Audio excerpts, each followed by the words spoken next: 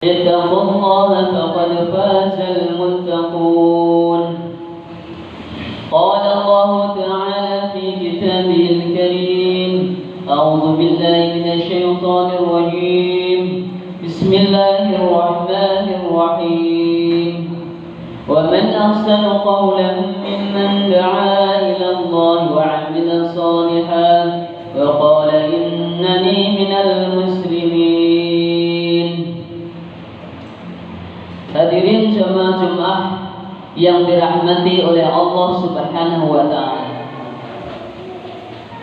Di hari yang mulia ini, marilah senantiasa kita tingkatkan ketakwaan kepada Allah Subhanahu wa Ta'ala dengan usaha sekuat tenaga kita, menggunakan segala potensi yang ada dalam diri kita untuk menjalankan perintah-perintah Allah Subhanahu wa Ta'ala dan menjauhi larangan-larangan Allah Subhanahu wa Ta'ala.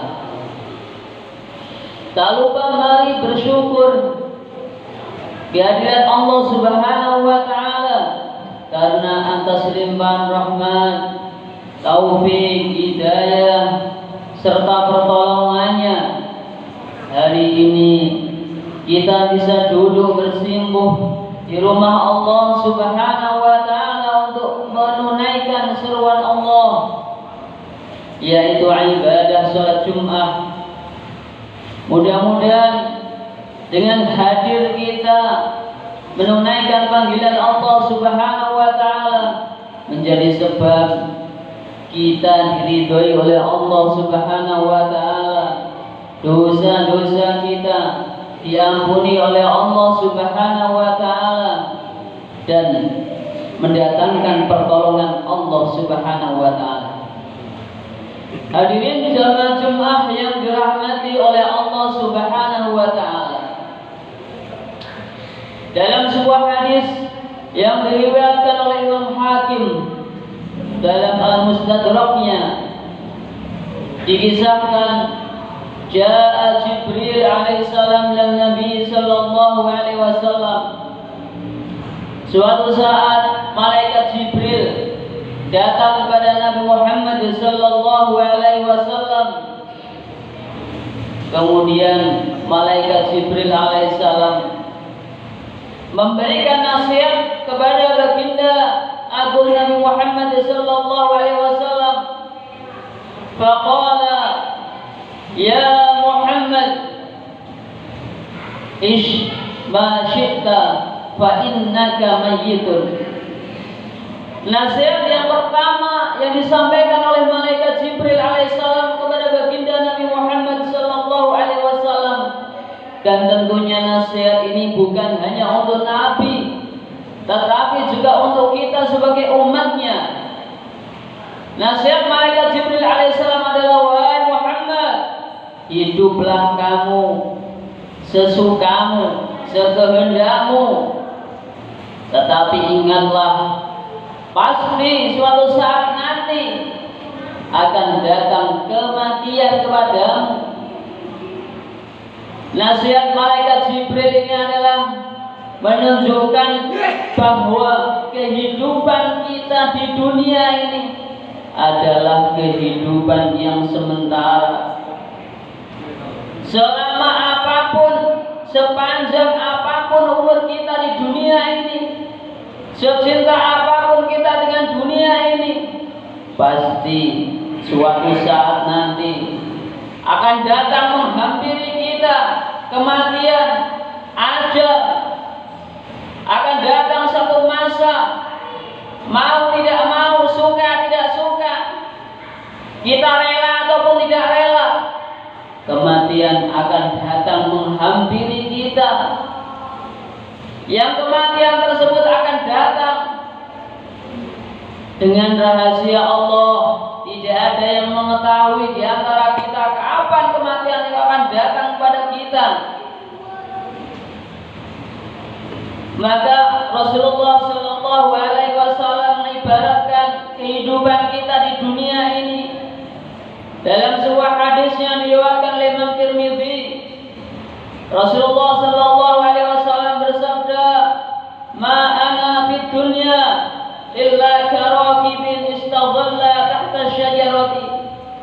Tidaklah kehidupanku di dunia melainkan seperti seorang musafir, seorang yang melakukan perjalanan, seorang penunggang kuda yang dalam perjalanannya dia berteduh di bawah sebuah pohon.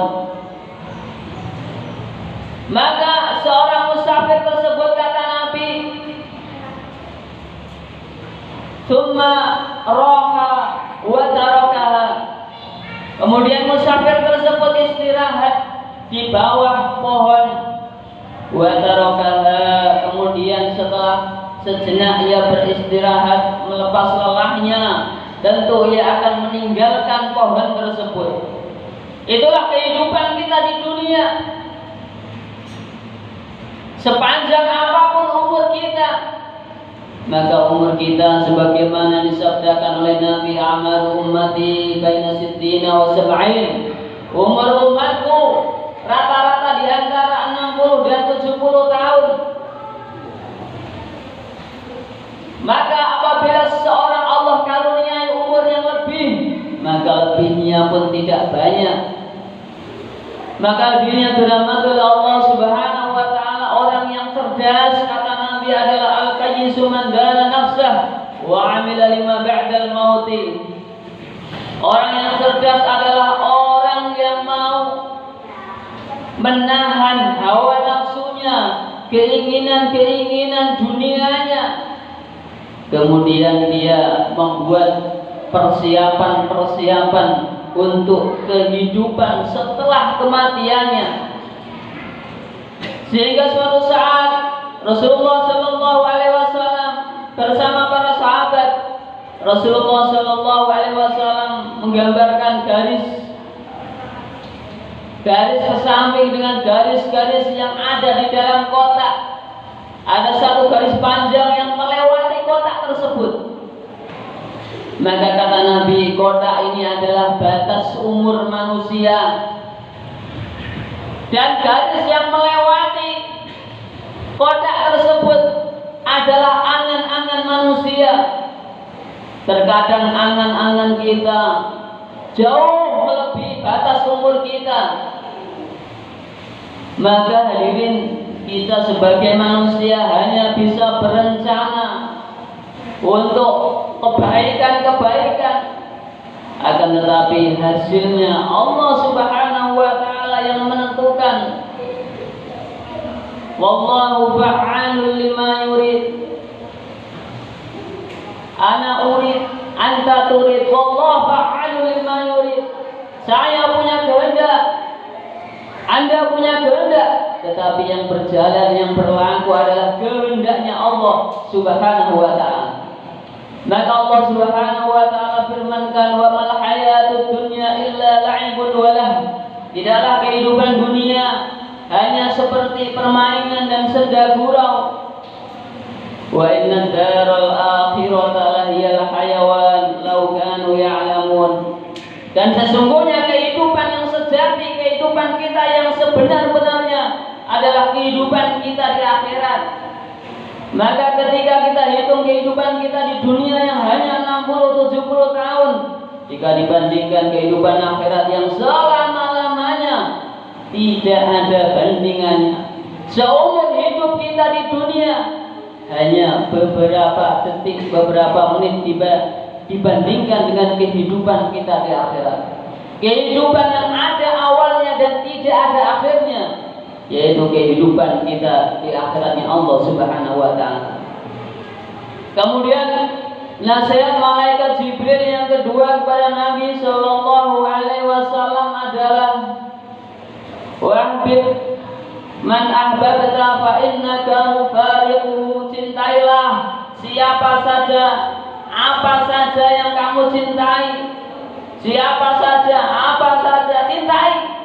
Tapi ingatlah suatu saat nanti engkau akan berpisah dengan orang yang engkau cintai.